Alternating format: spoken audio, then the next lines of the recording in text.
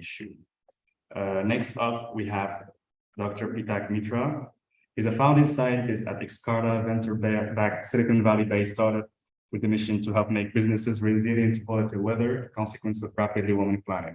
Before joining the founding team at Excarta, he was a member of research staff at Palo Alto Research Center, formerly Xerox PARC, where he worked on developing scientific machine learning tools and models for various applications, including climate, energy, prognostics, and personalized healthcare.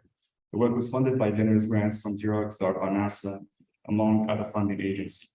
He earned his Ph.D. from the University of Massachusetts Amherst in June 2021, and he completed part of his dissertation research at the Los Alamos National Laboratory, where he worked on developing machine learning frameworks to model geophysical turbulence processes, a critical driver of energy exchange in the oceans and atmosphere. Peetak Mitra, we're really excited to have you here with us, and the floor is yours. Thank you. Thank you so much. I'll start with sharing my screen. Please let me know if that works. Can you see this slide deck? I'm moving things around.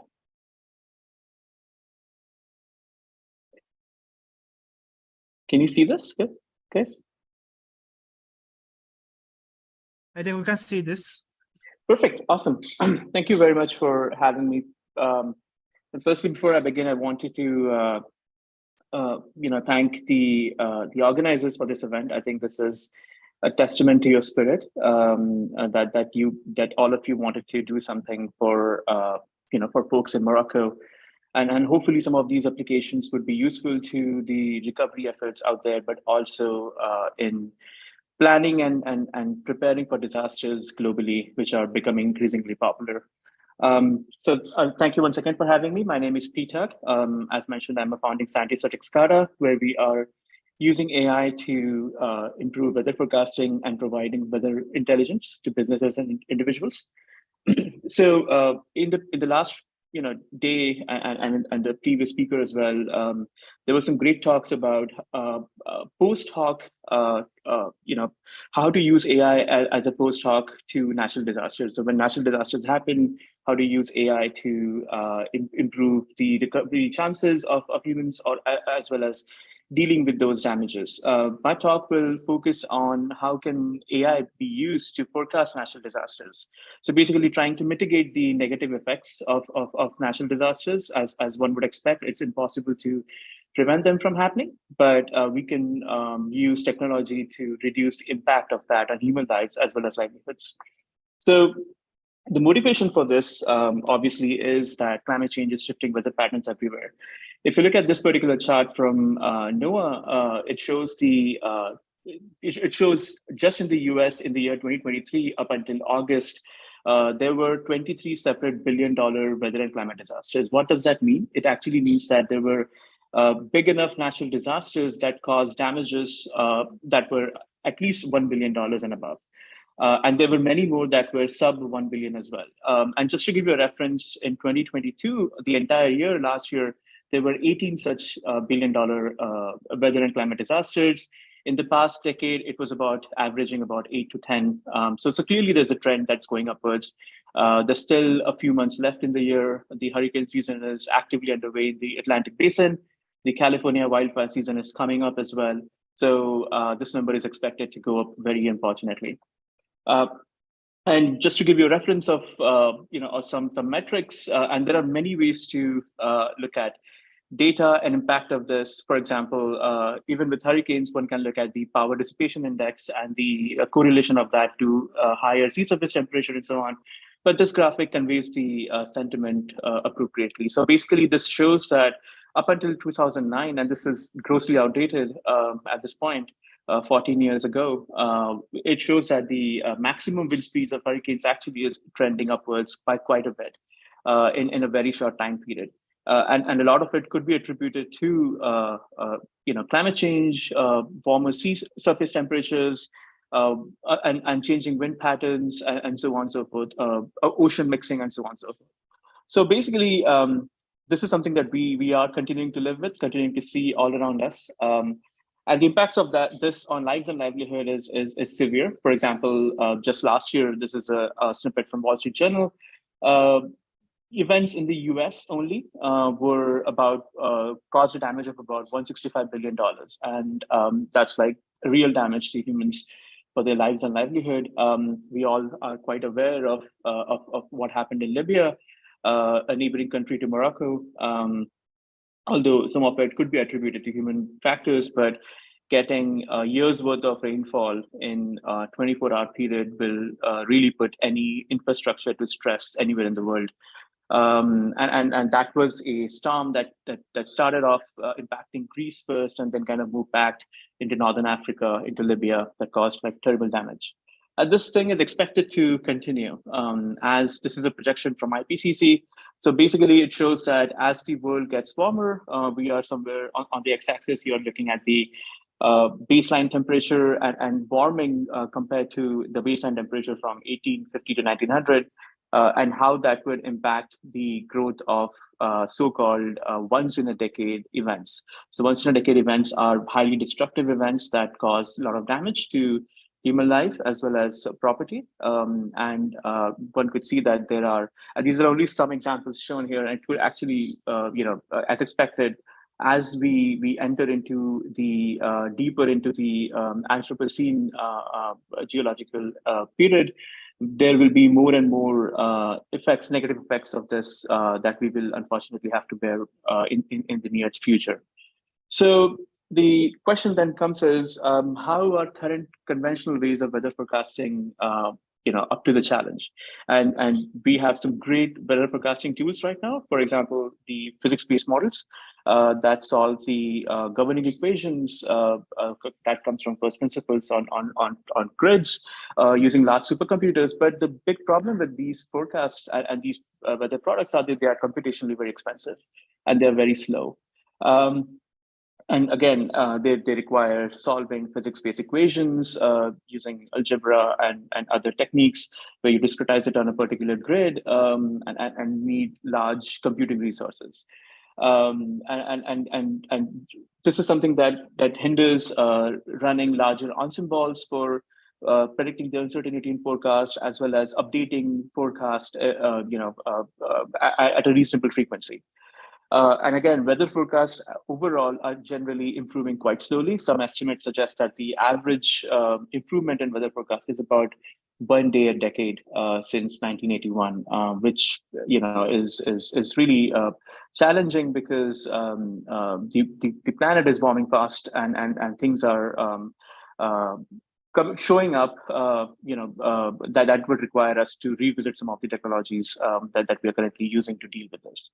But some of the limitations, again, for numerical weather forecast or products is that they are not able to leverage extensively all the observation platforms that are coming online. So Earth is the most observed entity out there. There's a lot of data. There's a lot of observation that happens from space, in situ, and a lot of these platforms are coming online rapidly by government investment, by private companies, venture capital, so on. And one of the limitations of numerical weather predictions is that it is hard generally to incorporate some of those new information into these models.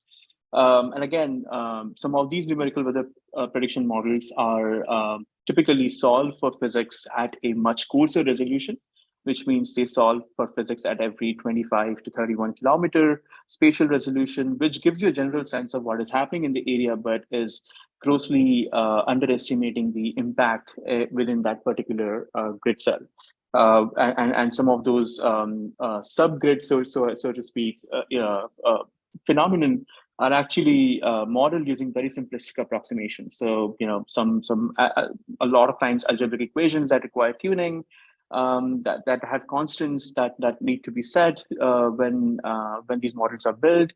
So they kind of these models tend to lose their predictive ability outside the range these models were tuned in. And again, this leads to a lot of uncertainties in predictions. So some of these are, some of the larger high-level challenges in using some conventional weather forecasting. So the question then beckons is, what makes, the field of atmospheric science, weather, extreme events, the next frontier for AI? Again, AI, as we all know, needs a lot of data, and this field of weather, atmospheric sciences generates a lot of data. And some of the good things about this data is that it's generally gridded. in a pretty regular format. Could be cylindrical, could be Cartesian, but still there is a coherence to the format these data sets are generally gathered in.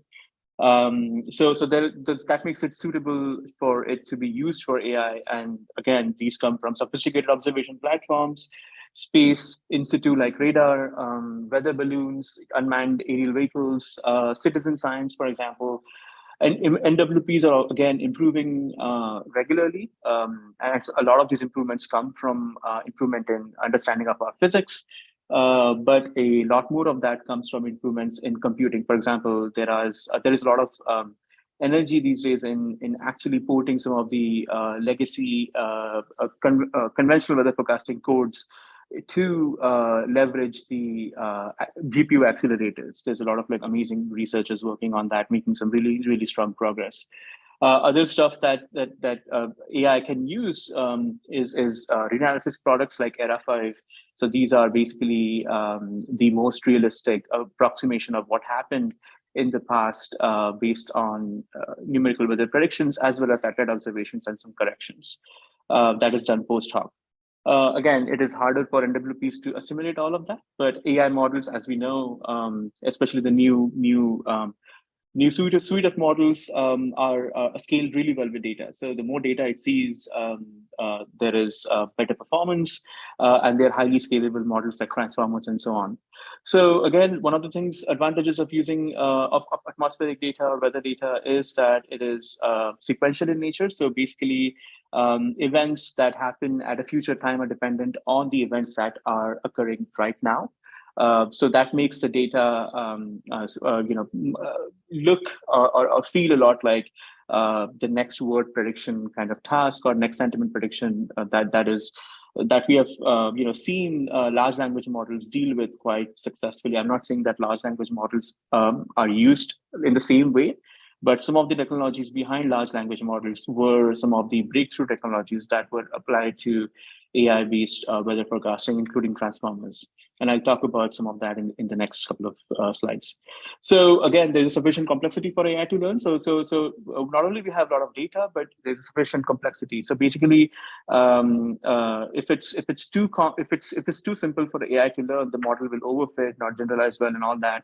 So, but in this case, there is a huge amount of variety in terms of the physics that's happening across the multiple scales it is happening, and so on and so forth. So and also AI is able to learn some of these local effects. So basically what I mean by that is effects, for example, that are only seen in a region of high elevation, for example. AI can learn that if the model is provided with topographical information and vegetation information, so on and so forth.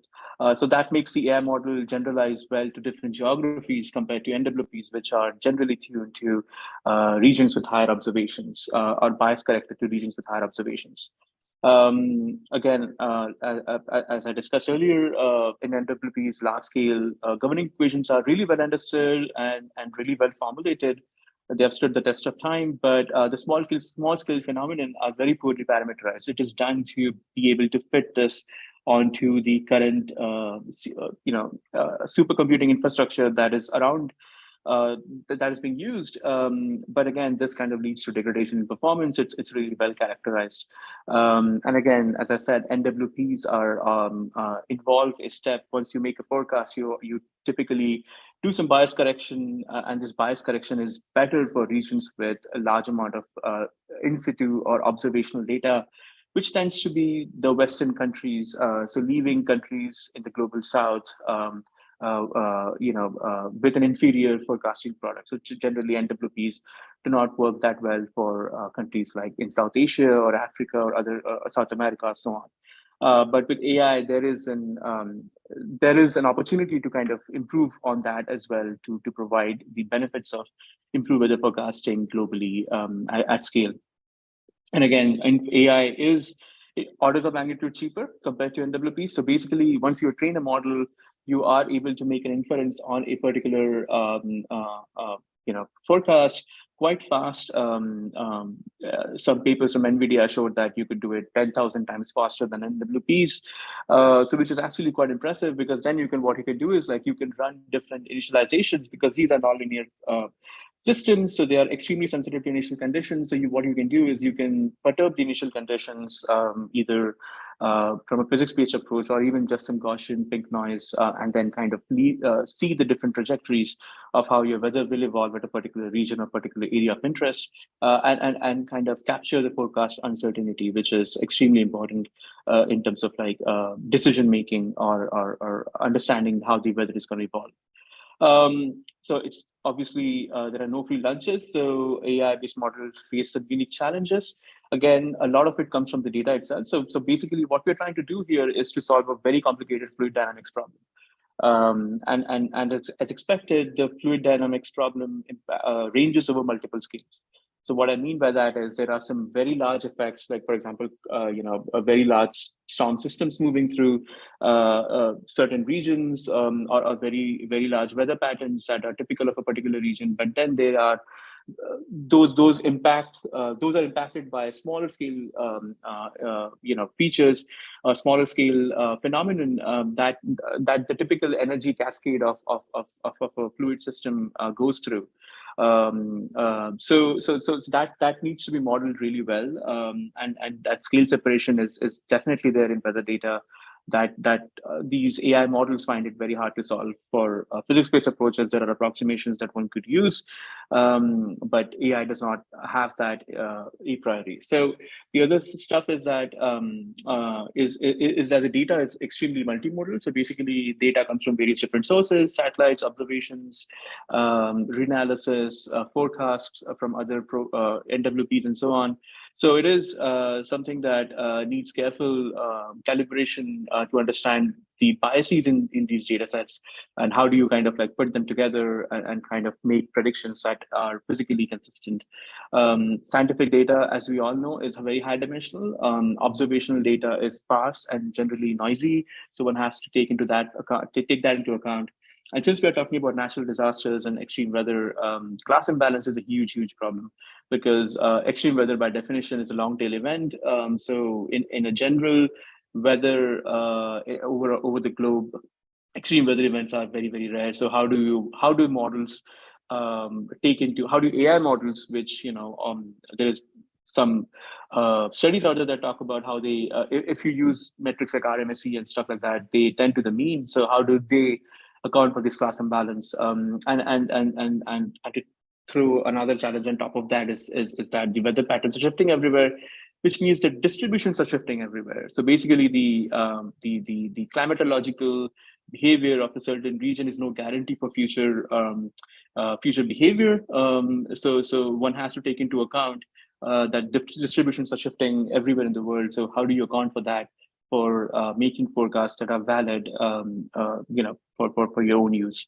Again, we are dealing in the realm of physics here. So there are physical laws that need to be respected. And there are unknown physics that need to be discovered. For example, there's a lot of, as I said, approximations in small scale behavior in NWPs that not necessarily are encoded in AI models. So AI models sometimes are used to discover physics or discover approximations. So basically, some of those unknown physics, how AI models are discovering those. There are many techniques that the community uses, attribution, sensitivity studies, and so on and so forth, to understand how close these unknown physics are to the real expected phenomenon, and so on, to see a model has trained or not properly. So because by definition, model will produce an output, but as expert domain users, one has to understand if that output makes sense physically or not.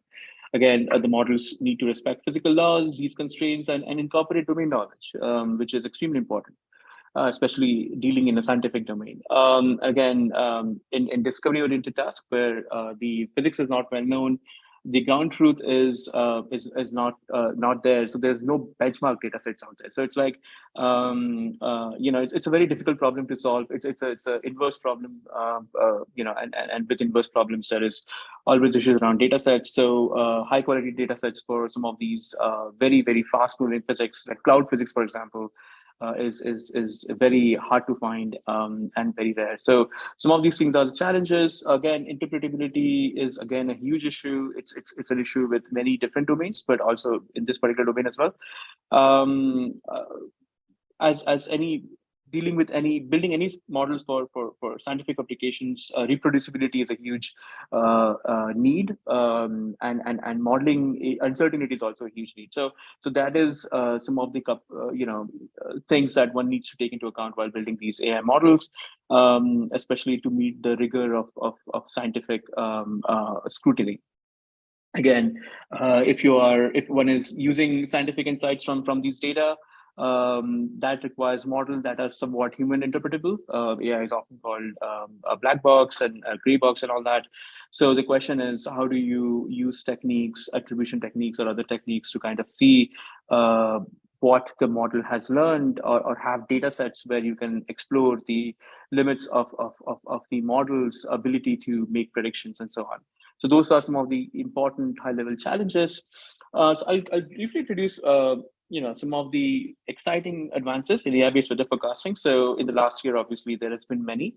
Some of them include Forecastnet by NVIDIA. This was a transformer-based model, or like a vision transformer model, using a Fourier neural operator in the back end, basically trying to model it as an operator learning. So basically, you have an input sequence and you have an output sequence, and you have you learn in the Fourier space. And some of the advantages of learning in a Fourier space is that you can linearize a PDE. So basically, it's actually gives you a lot of ability to represent complex physics in a simpler form. And that has shown to be pretty good at forecasting very important prognostics. The other work would be work by GraphCast from Google Research and DeepMind that uses graph neural networks. Pretty impressive work. And then Pangu Weather, which was again a vision transformer model, sort of, but uses a shifting window transformer. So basically, it's a SWIN transformer. This was the most recent one published in Nature, and all of these models have typically the same flavor. So basically, you take in data from various different sources, and then you have your current weather at different, for different prognostics, velocities, temperature, pressure, humidity, and all that at a particular time, and then you use some AI model in the back. You could use CNNs, autoencoders. There's so many amazing studies that have been done, and then you kind of want to predict the sequence of events unfolding at a particular time at a time in the future. So T plus delta T. Delta T could be in some cases 6 hours, 12 hours, 24 hours, depending on whatever application you're trying to solve.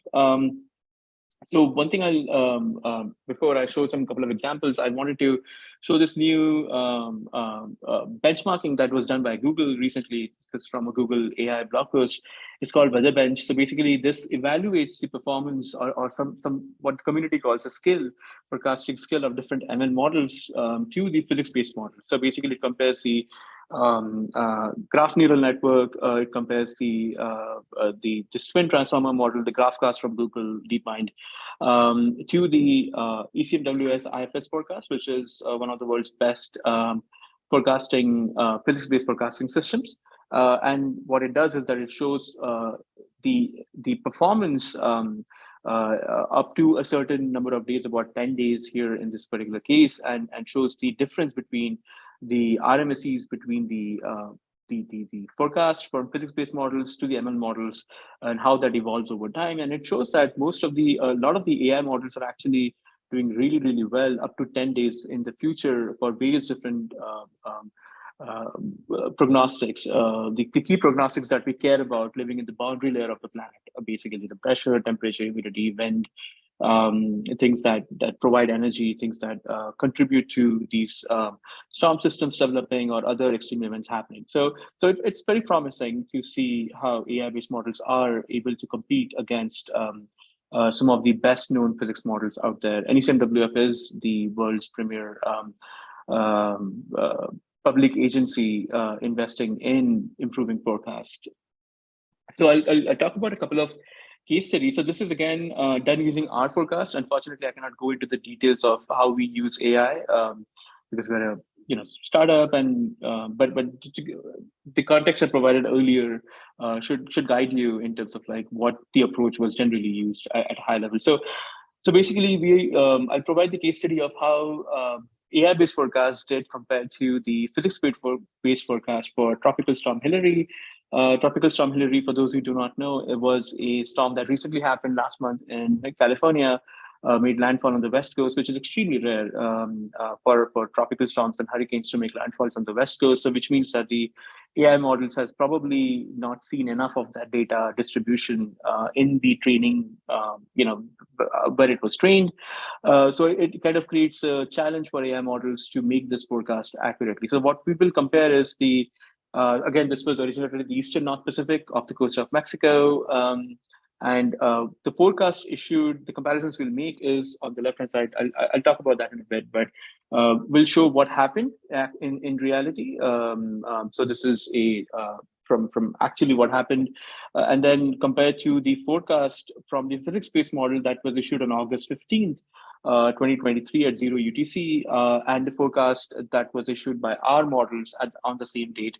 So basically, the landfall that happened was about on August 20th at around 12 UTC. We know that because it already happened. And then what we'll do is we'll do a forecast comparison between the two models with the ground truth for different prognostics. So surface pressure is one metric to measure hurricanes, because that's one way to define the strength of a hurricane and so on and so forth.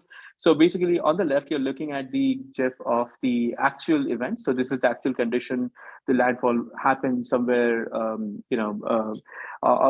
Baja California, and then somewhere in Southern California after that, the second landfall. With the GFS model, this was the American model, actually was predicting on August 15th that the storm would actually veer off to the left. So basically, this teal dotted line is the actual trajectory of the eye of the hurricane. So basically, the trajectory of this particular data. So we wanted to compare how well we were doing, how well these models were doing compared to what actually happened. So if GFS was to be believed 5 days before the actual landfall, it was not supposed to impact Southern California in as major ways. But AI-based models actually were able to pick that up quite successfully. So this is on the right as our forecast issued at August 15th. Obviously, towards we predict the landfall pretty accurately, and towards the end, obviously, we have some differences. But again, this is. So the question is, why is this important? Why is predicting landfall important? There are studies that have shown that if models are able to predict the uncertainty and the landfall accurately, and even if the accuracy is improved by even a mile of cone of uncertainty, it could lead to about $1 million in savings in evacuation cost, as well as providing resources to the community and early warning to the community at the appropriate time, so that they can take action in terms of evacuations, or the state can provide resources. And this is something that we will see more and more stronger typhoons, hurricanes, tropical storm forming, impacting other parts of the world as well, not only the US. So this will become more and more important for communities for resiliency, basically. So this is important that one was able to predict the landfall of these forecasts about 5 days in advance. That gives ample warning. Currently, it's generally, depending on what kind of storm it is and how complicated it is, it's generally a couple of days in advance that you tend to narrow down where it's going to make landfall approximately. So this is pretty interesting, and just goes to show how AI-based models are proving to be useful already. And again, as I said, these are extremely rare. Same with the wind speeds. If you compare the 3 different wind speeds, they were pretty similar. They were pretty similar in terms of the intensities. Again, the eye of the hurricane for GFS is actually veering off the actual trajectory, and that is something that could lead to some wrong estimation of where to provide resources and so on and so forth. Similarly, for precipitation, what actually happened on the left, for how our models were predicting 5 days before, Pretty similar trends. Again, AI models tend to be a little bit diffusive. Because because these are approximating the physics, but again, the idea is to be able to get a general sense of where some of these events are going to happen, and to provide resources to those communities. And again, these forecasts improve, the resolution of these forecasts improve as you get closer to the actual date of the event. So the second case I'll provide is the Hurricane Lee, which is making the news right now, hitting Nova Scotia. It's probably become a tropical storm at this point. So this is originated in the Atlantic Basin. It was a superstorm for a while, Category 5, before the effects of the previous hurricane, Hurricane Franklin, and that mixing cold water into the top level of the sea surface led to some weakening of this hurricane. And again, our forecast initially, what we'll compare is our forecast initially was made on September 9th. Again, this is an event that just happened, so we're waiting for the entire analysis from ECMWF and other sources before we can compare. But just to give you a sense of, we were able to make a forecast before 7 days, and wanted to show the quality of what actually happened to where we were, what we were predicting initially. So initially, this was done on 9/9/2023, so about 7 days before the landfall was made, and this is the trajectory of the hurricane, and one could see that it is suggesting 7 days ago that this would hit in the Nova Scotia main region in the northeast of the US and Canada. And what happens, as I said, is as you get more data, as the forecast, as you make forecasts closer to the actual event, the forecast quality tends to improve and change sometimes. But in this particular case, it was showing that even after 4 days, our forecasts were showing that the trajectory would be very, very similar. So let's see what happened yesterday. So this is something I picked up this morning from the National Hurricane Center in the US.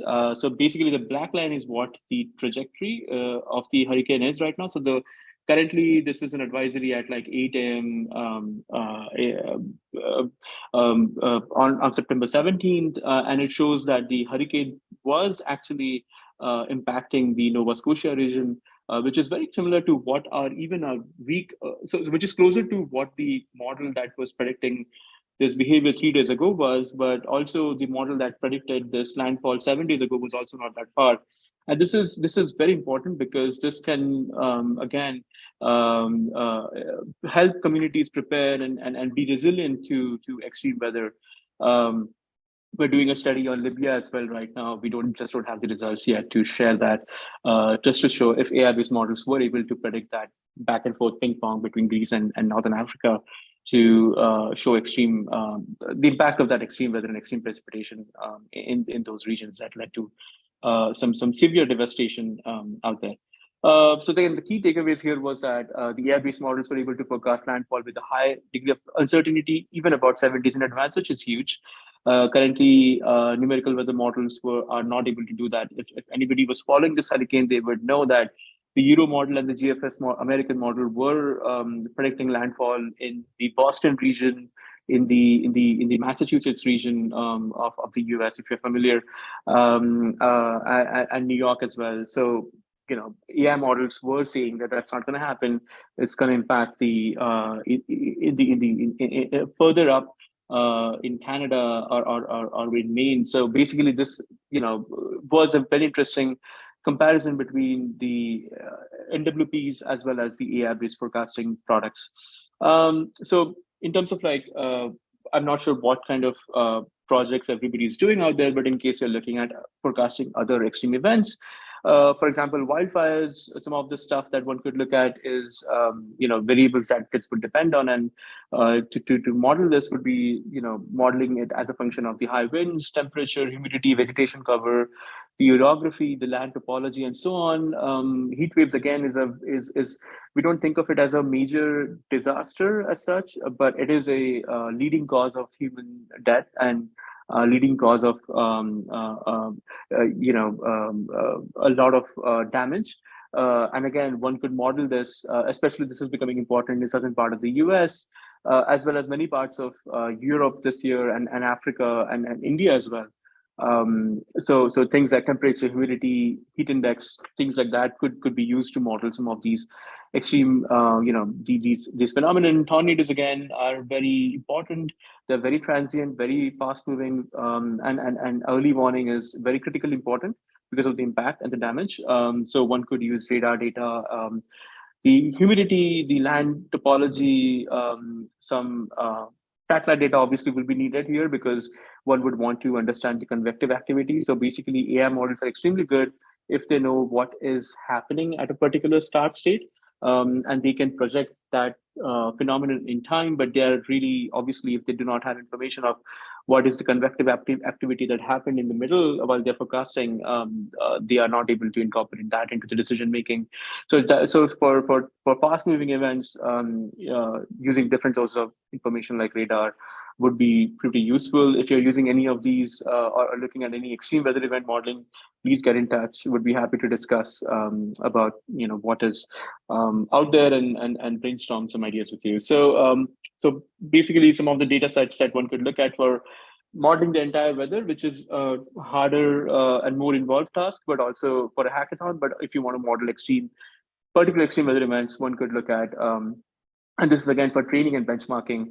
All these data sets are very easily available using APIs or some public servers on GCP, Google Cloud, or AWS.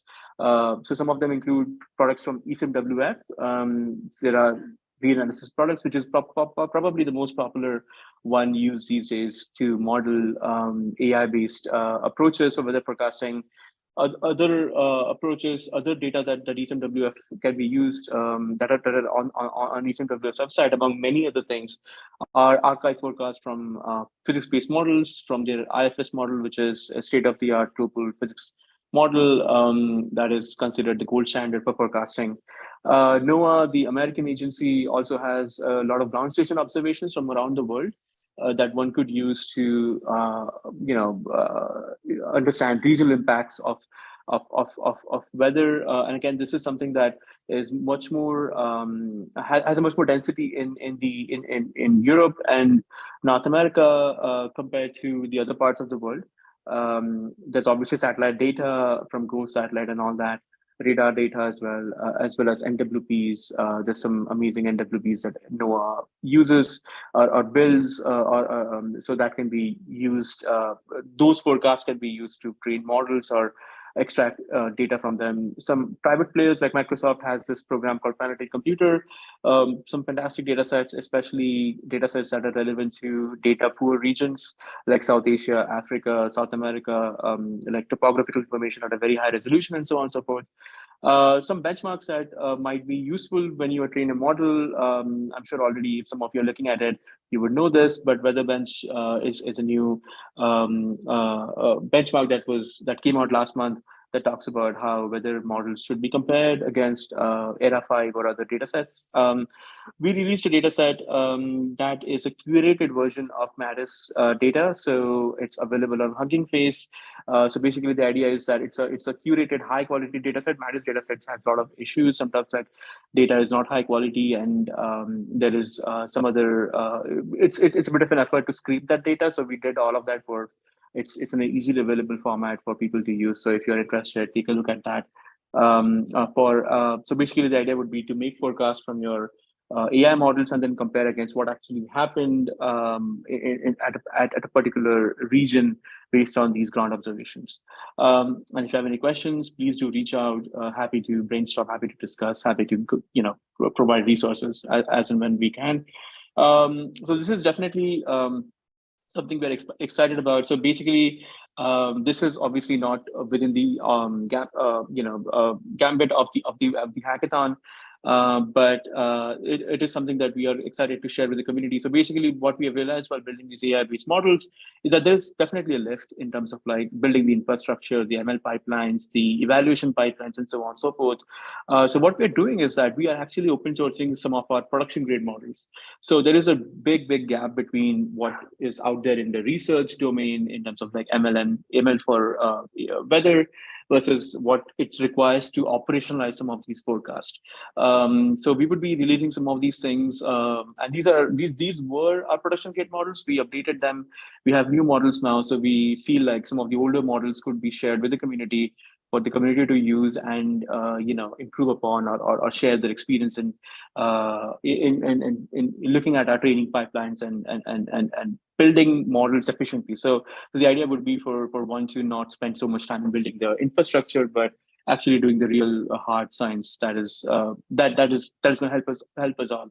So basically, if you're interested in this, we are doing a demo at the upcoming NOAA workshop. So it's on September 22nd. At this time, it's in the afternoon, late afternoon for folks in Montreal. Again, it's at the NOAA workshop on leveraging AI.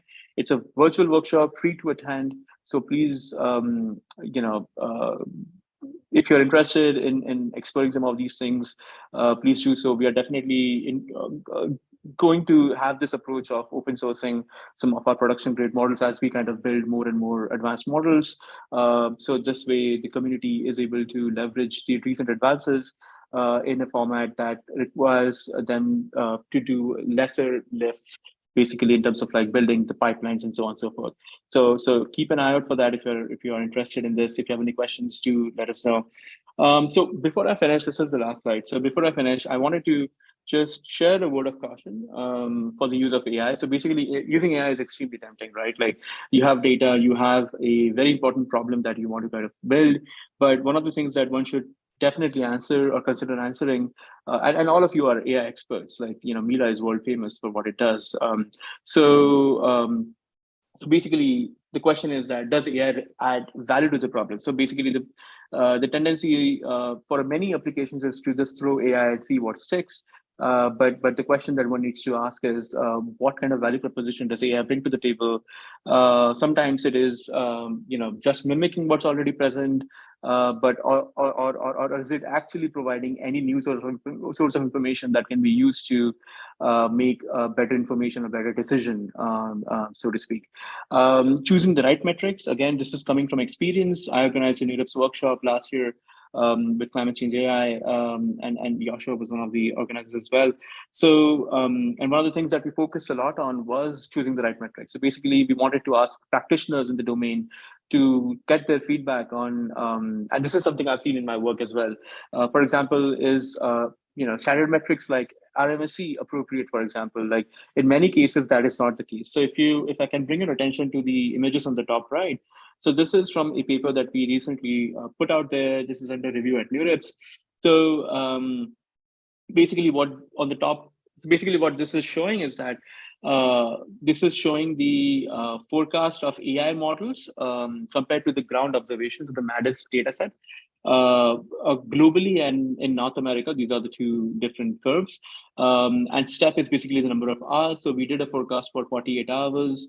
On the left axis, y-axis is the RMSE. So when we say when we make our models predict what is the precipitation accumulation in a 6-hour period, basically that was the time step we took, we see that the errors are about 3 millimeters globally or North America, and they're pretty overlapping. Doesn't really convey a lot, but it just says that the model is making the same biases everywhere, I guess. So the point that is important is that if we make our model predict no rain everywhere, so basically if our model says there's no rain at all anywhere, and the reason we pick rain is because rain, compared to other variables that in the weather, precipitation is a variable that is extremely sparse. It doesn't happen all the time everywhere. The distributions are not Gaussian. So for models that are trained on, say, RMSE metrics for precipitation, they will, give, and if RMSE is a metric that we're using to evaluate the performance of a model, if we actually make the model predict no rain everywhere, so basically it's just zero predictions everywhere, we actually have a much lower RMSE compared to the ground truth. That makes no sense, because this is obviously not right. There cannot be a case where there's no rain everywhere. So the point that I'm trying to make is that one has to use appropriate metrics for appropriate variables, appropriate quantities. So look at the data distribution, look at the logical physics information that you can use. So one of the ways to alleviate that is to actually use probability distributions over just RMSE. So basically like a softmax score and so on and so forth, instead of using an RMSE for precipitation modeling.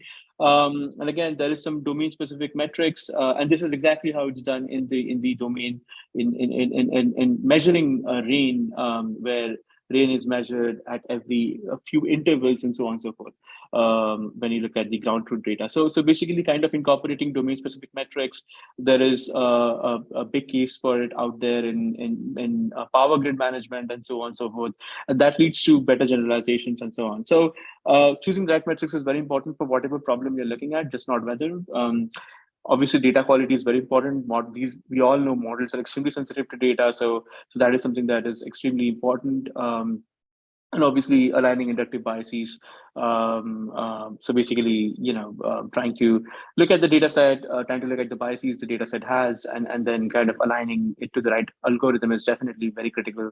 And then deployment is a while, as some of you would know, is a major challenge that requires a monitoring system of continuous improvement, as well as continuous monitoring. And again, if you have any questions, reach out. We are definitely interested to collaborate and share ideas, or if you're interested to look at how we deploy our models in the wild and how we do continuous monitoring and improvement, attend the upcoming webinar. But again, thank you again for the opportunity to share my thoughts on this.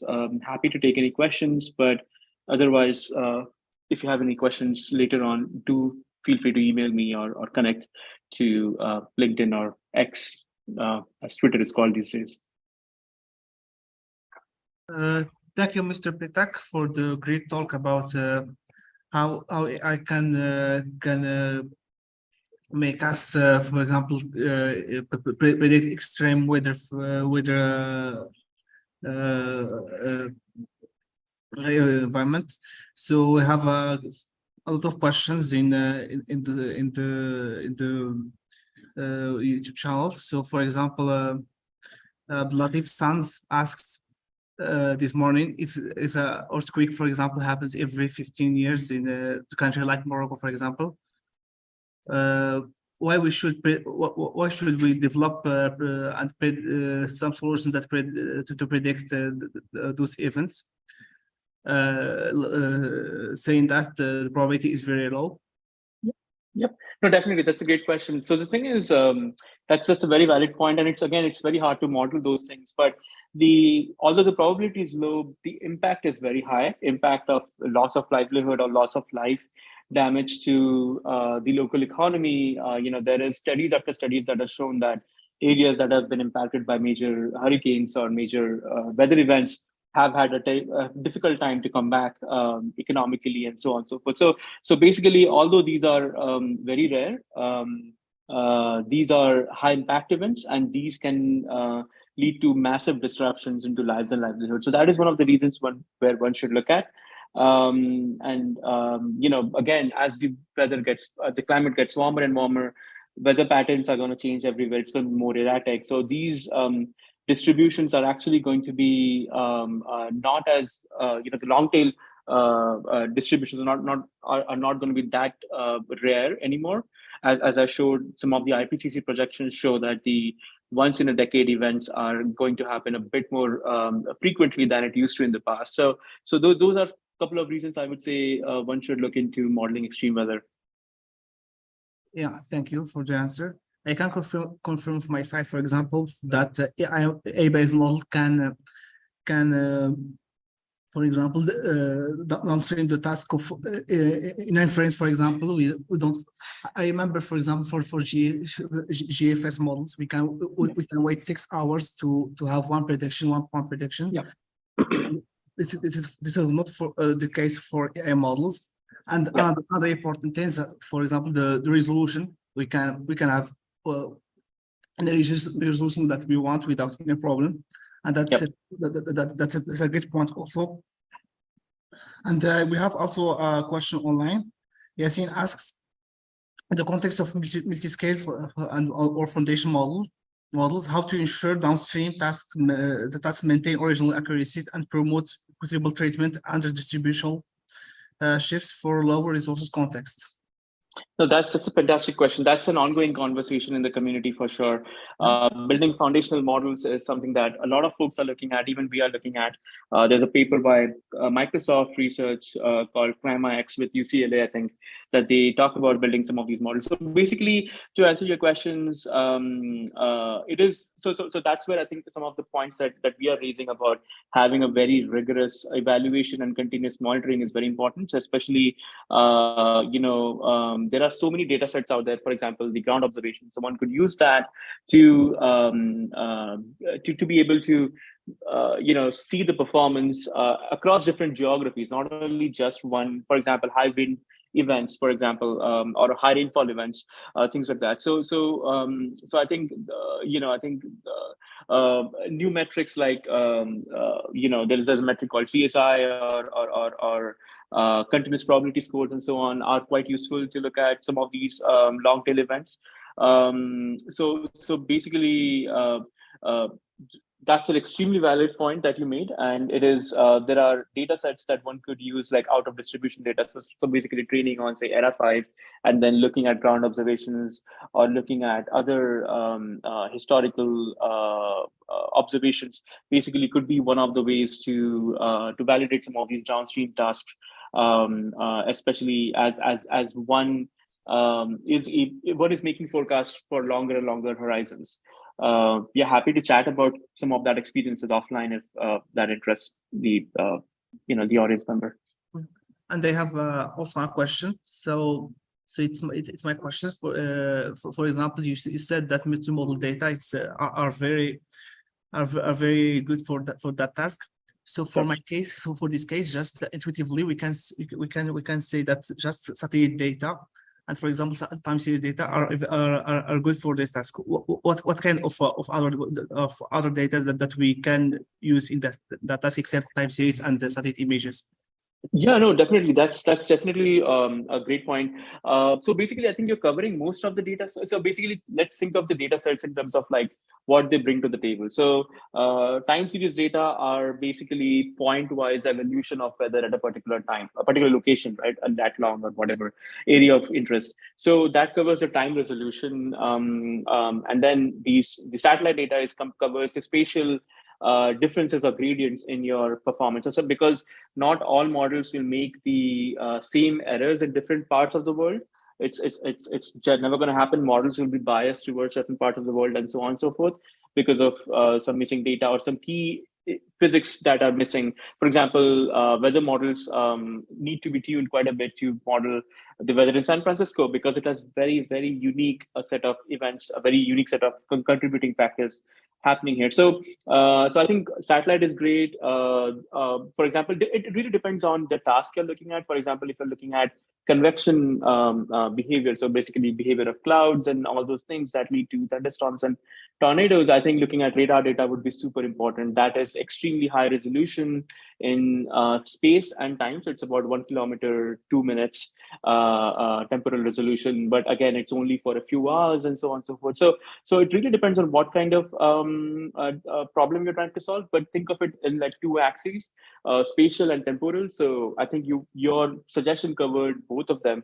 But I think radar data would be something you can look at. You can look at the biases from the ensemble forecast. For example, there's a great model that NOAA builds called National Blend of Models. It kind of blends all the big physics-based models. So compare your AI models compared to that and so on would be one way to see how you are doing basically in terms of like, these forecasts. Hope that answers your question. Yeah, I think this highlights the question. And I have one last question about for Lena. Lena, that's a great question. Do you have insights on how to learn small scale physical laws using the large scale data that we have? That's no, I mean, my PhD was in fluid dynamics and so on. So that is a question that I think the community has been trying to answer for many decades. So that is, I think, as I talked about briefly, there are approximations that one could use, and currently, I think there is no substitute for good data in AI. So if you want to use AI models, there is no substitute, and maybe running high fidelity simulations, extremely high fidelity simulations. I know a lot of groups and Caltech are doing it. The Clima, I forget the PI's name. Schneider, I think, yeah. So their group is doing it. There are some other groups that are looking at very local phenomenon, but very high resolution direct numerical simulations and so on. So I think those could be used as a starting point. It's a very difficult question to answer, to be honest. I think it is a very complicated phenomena, highly nonlinear, chaotic. So yeah, it is something that I think the community is actually working hard towards. But yeah, I don't have a good answer for that. But I guess using high data sets high quality data sets would be useful. I have just one last question. Yeah. As a founder of a VC backend S3 startup, what tips do you have for our teams, for example, that are competing in the hackathon, to apply the solutions on the ground and get them founded? Yeah, no, I think so. I think what I've learned from this experience, and I think a lot of credit goes to Vivek, who actually founded Excarta. I joined him on the founding team shortly after we raised our first round. So basically, is that I think validating some of the models is like AI models are extremely good at forecasting whatever. You can forecast sales, weather, whatever you want. The real crux is how good are these forecasts. So basically staying true to the physics, staying true to the first principles, I think would be very is going to be important. So basically, if you build a model or build a forecasting product out of your hackathon, I think validating it rigorously is very important. And then kind of like, if that is something is of interest to you, there are many different pitch competitions. And so I don't know what the question was about. Was it about starting a venture or not? But it's a lot about, I think doing your due diligence in terms of what you're building. And then I think investors would like that quite a bit. Your customers would like that quite a bit. So I think whatever you're building, I think put in the level of scientific rigor that all of you are obviously super trained on, world famous facility that you guys work with. So using that, I think, would be quite useful. I think that will convince investors quite easily. That will convince your customers a lot easier. So I think those would be my two suggestions. I think rigor, scientific rigor, or at least whatever domain rigor, testing the performance, and being honest about the performance of your models, however good or bad they are, and continuously improving, taking feedback would be one other thing. And just to kind of like answer the previous question, the reason one could model the small scales well is because small scales are universal in nature. Kolmogorov showed that in his famous theory. So I think that's why like some DNS simulations of a very small scale of a very particular phenomena could be actually translated to different domains and different applications. But I hope that answers both of these questions. Yeah. I think that's all, Mr. Peetak. Thank you for the great talk. Thank you for answering questions. So just one small request, if you can share the slides with us, if sure. Yep, will do. Perfect. Thank you. Thank you. Thank you for having me. Good luck with the hackathon. Thank you. Bye. Bye.